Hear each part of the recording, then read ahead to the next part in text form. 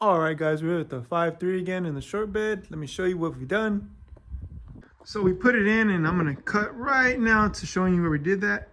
So we're gonna lift this up and mock it up in there for now. All right, I'm gonna try to get as much of this as I can on camera.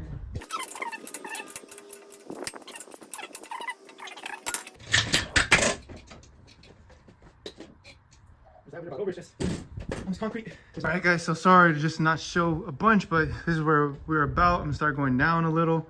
Again, I'm not putting it down right now. I'm just trying to place it where it needs to be so I can measure these fuel lines to see where they need to be cut and whatnot. So let me get it where it needs to be and I'll show you more.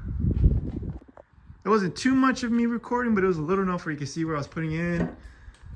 The only thing is I gotta swap that mount out. I finally found my other one. I have it right there, which I'm glad, because this one right here is no good. That one's broken. The other one's okay, but I also have that one, so I think I'm gonna switch it out also. But it still needs to go back just a smidge. You see it's not fully lined up. I'm not sure if it's just because that one's broken, because the other one's about there. It needs to come a little more there. See, it's about there. And you can kind of see it's kind of like this a little rather than like this. One other thing I did notice is, let me grab it. One other thing is these headers. I'm hoping they fit once I get it all aligned. I'm hoping they will. Only thing I could see in the way is that shield right there. I have one that's originally a V8, so I'm gonna check about that. But these are out of a Suburban, or a Tahoe, I mean. This whole engine's out of a Tahoe, so I'm not sure if the frame's a little different and it gives you a little more space, but once it's in, I'll mock those up. If they're not gonna fit, I'll sell those and I'll just give me some different ones. So that's not that big of a deal. But as you can see, we're about in there.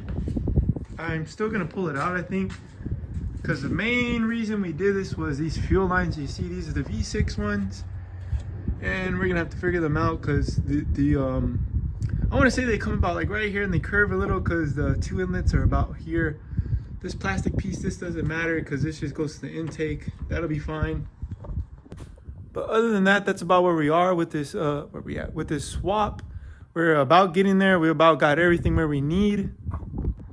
Once we got those fuel lines, we'll throw on the intake, which I got right here. We'll put on our wiring. I'm gonna put it just how it was factory. Everything's gonna be just like how it is factory.